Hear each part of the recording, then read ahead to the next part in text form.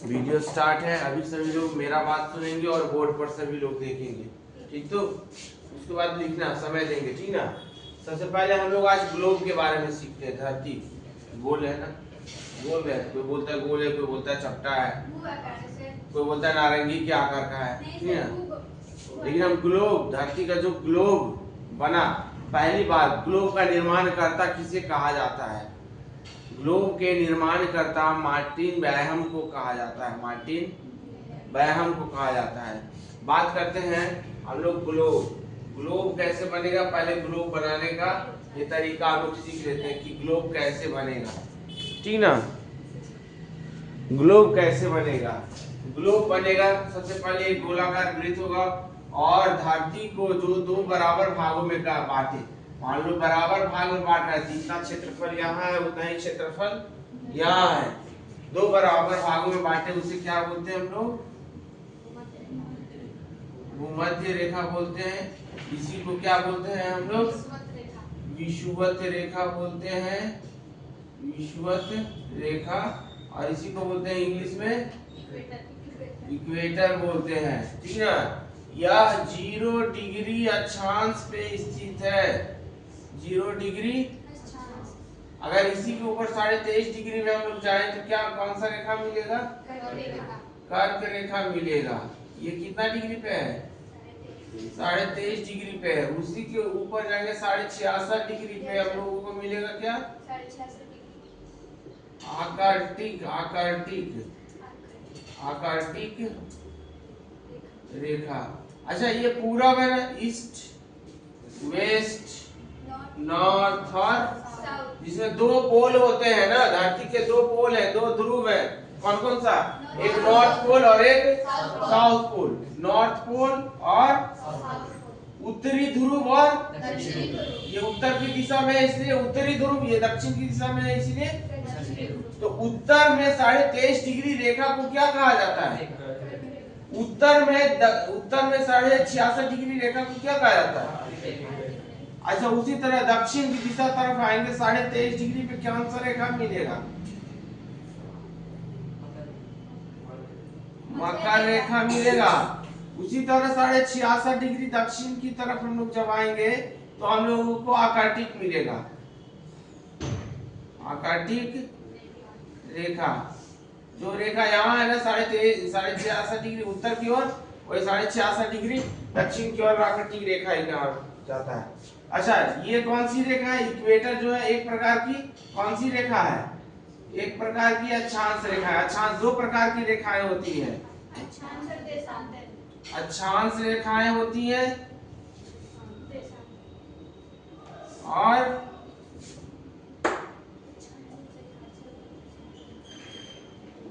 देशांतर रेखाएं होती है। अक्षांश रेखाएं देखो ऐसे लेटी हुई रेखाओं को अक्षांश रेखा कहा जाता है। तो इस तरह ऊपर की तरफ 90 को मिलेगा, 90, और फिर विषुवत रेखा के नीचे 90 को मिलेगा। तो कितना अक्षांश रेखा हो गया?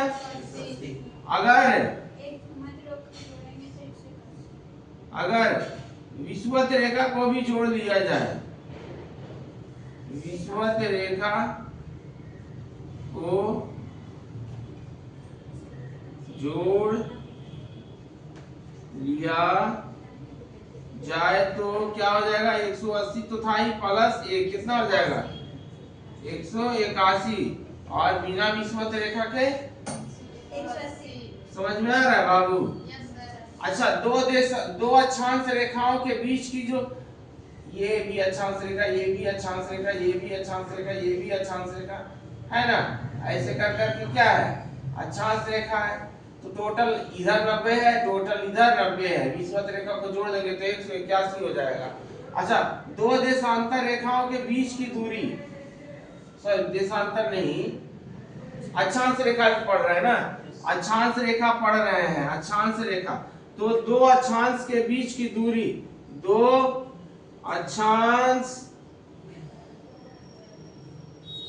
के बीच की दूरी कितना होता है? 111 किलोमीटर। दो, ये देखो, ये और ये देशांतर रेखा क्या हो जाएगा, कितना 111 किलोमीटर है, 111 किलोमीटर है। अच्छा और एक बात, देशांतर रेखाएं समांतर होती हैं, देशांतर नहीं अक्षांश, अक्षांश रेखाएं क्या होती है, समांतर रेखाएं होती है।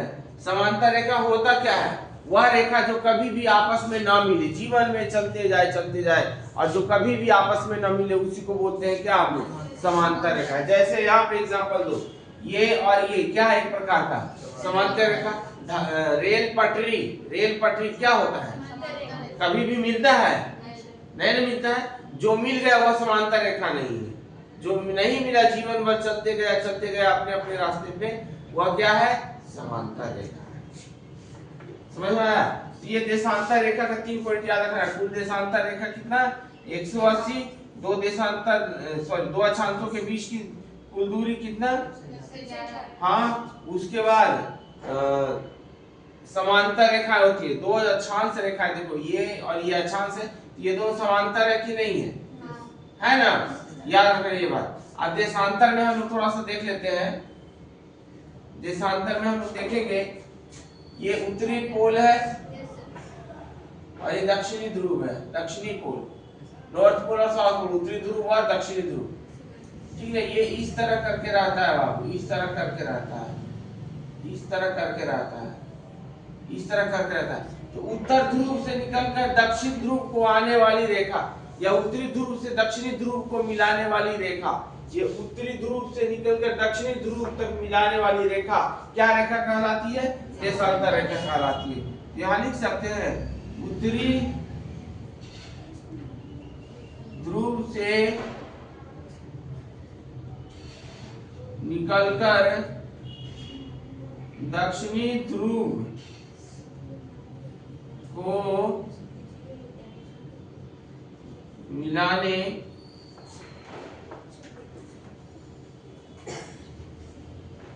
वाली रेखा, उत्तरी ध्रुव से दक्षिण ध्रुव को मिलाने वाली रेखा। अच्छा सुनो, दो देशांतर रेखाओं के बीच 4 मिनट का अंतर होता है, दो देशांतर के बीच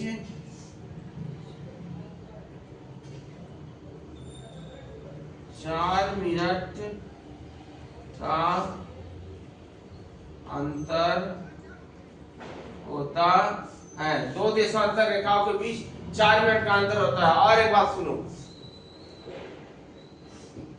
देशांतर रेखा टोटल यहाँ इस तरफ 180 होता है, इस तरफ 180 होता है, तो कुल देशांतर रेखा, कुल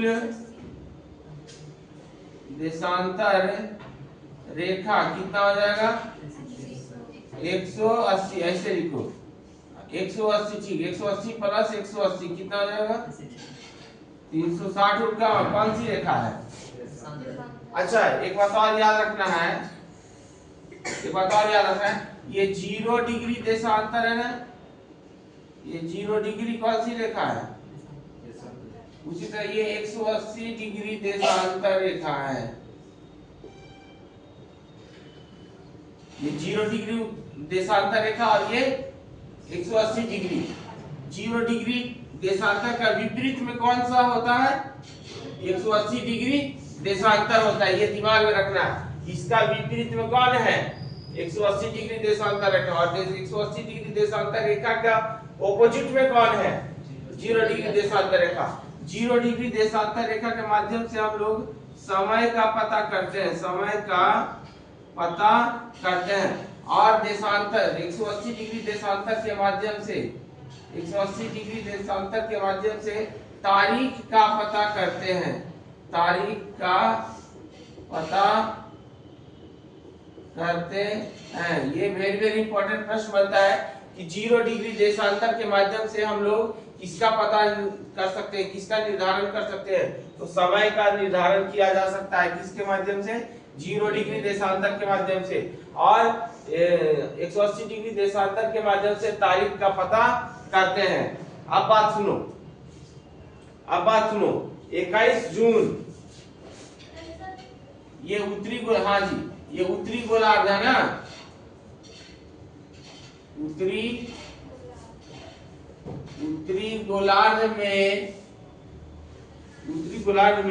21 जून को दिन बड़ा होता है,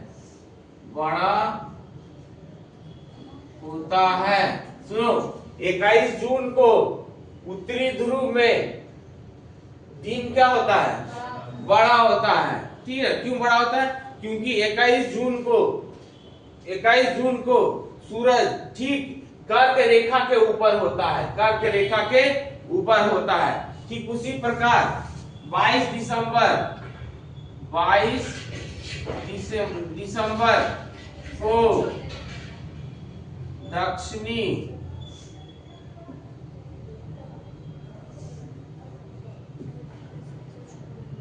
गोलार्ध में दिन बड़ा होता है। वेरी वेरी इंपॉर्टेंट प्रश्न। 21 जून को उत्तरी गोलार्ध में दिन बड़ा होता है, क्योंकि 21 जून को सूरज कर्क रेखा के ठीक ऊपर रहता है। उसी प्रकार 22 दिसंबर को दक्षिणी गोलार्ध में दिन बड़ा होता है, क्योंकि ठीक 22 दिसंबर को सूरज मकर रेखा के ठीक ऊपर होता है। समझ में आई बात? अब इतना बात समझ गया होगा तो एक बार छाप लो, उसके बाद फिर से एक बार समझा देंगे।